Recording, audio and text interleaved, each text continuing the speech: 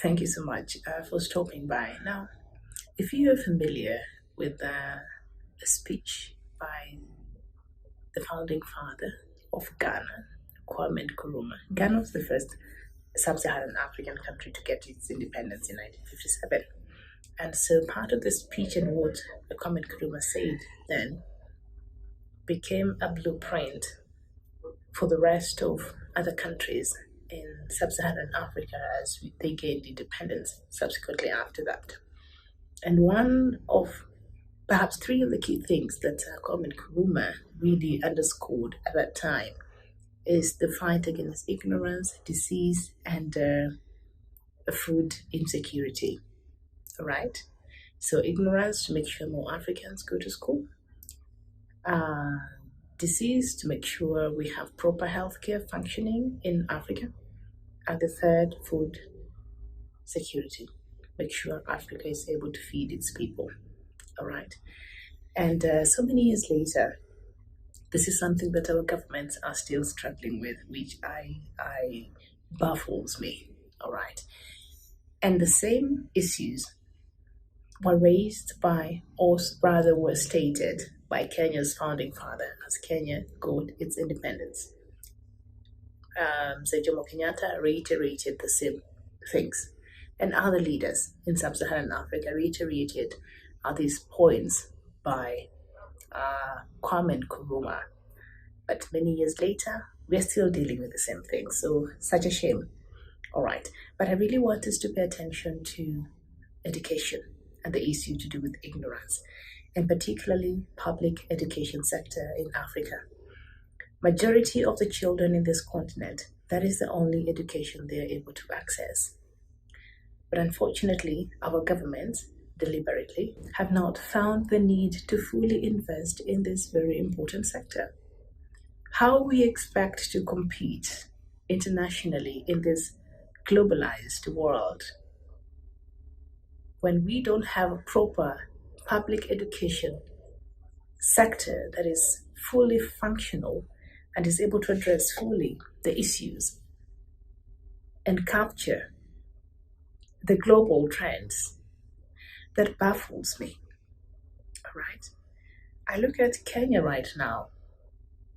The transition from the older curriculum, the 844, to this new one, of course, it is in its infancy, so some challenges were expected. I was speaking to somebody from the village the other day, and they were telling me that majority of the children who are supposed to go to grade 7 have not reported to school yet because they can't afford, it's expensive. Okay, so that means a lot of these kids have aborted, stopped going to school at the age of 12, 13. Right? That is the end of the education. And it's a huge number from the villages and from other areas that experience poverty and, things like that. But the government is really not addressing this issue. So what we have now is a situation awaiting to happen many years from now that will build already in that class struggle that we are having today, that has been created especially by the political elite. And these children, we don't know what will happen for their future, and for them not going on with their education, we don't know what kind of problem that will create for the rest of the Kenyan society. And what worries me, and not just in Kenya, I'll digress from the Kenyan story and just look at Africa, the sub-Saharan Africa as a whole. Majority of our leaders, the children go to the best schools, if at all they even study in their countries, the best schools, and if not, they always shift abroad to study there. So there is a disconnect. There is a disconnect in how they understand the education system and the public in the public sector. They really don't care. They don't care because their children don't attend these schools. And so if you're waiting for them to improve on the infrastructure, to improve on things like public health, when they're sick, The other day I was reading some news about President Buhari of Nigeria after he went for the coronation of the king in London. He decided to take a few more days there because he had scheduled for a dental visit with his dentist in London. In London, there are many qualified doctors in Nigeria, I'm sure. Absolutely many. In fact, that Britain normally gets its nurses and doctors from Nigeria and other parts of the world. All right. In fact, it stopped a couple of weeks ago because of the brain drain that Nigeria was experiencing. But President Buhari went to London, had a dental appointment, and his teeth were going to be worked on. I don't know what he was doing to his teeth, but he extended his stay very well. They have that option, but the rest of the citizens in this continent do not have that privilege. And I am very passionate about education. And I'm particularly passionate about public education. Some of us, if we didn't have a functioning public education back then, we never would have had a chance to go to school, at least to get a basic education. We never would have. So public education is very vital. And if we are to compete with the rest of the world, then we have to deliberately invest in improving our public education.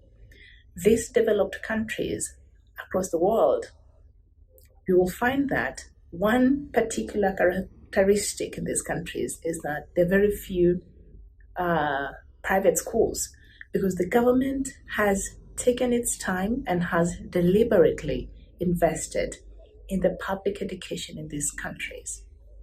And so it does not matter where that child is, in the rural areas or in the urban centers, they will get the same quality of education. All right? That is one key characteristic of these developed countries. But for us, we will steal money. We will make sure they're understaffed. Sometimes you watch in the news, children are still studying under the trees. In this day and age, it is a shame. And until we put people in certain places of leadership that truly understand what really matters for the people and how you can transform the society here in Africa, we still have such a long way to go to catch up with the rest of the world.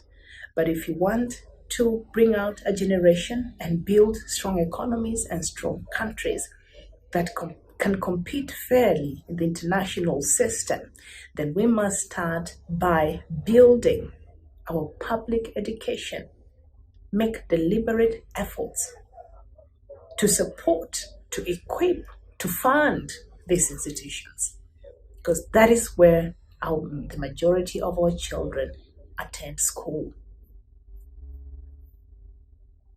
And unless we're able to do that, Africa, we still have a long way to go. Unfortunately, many years later, after gaining our independence.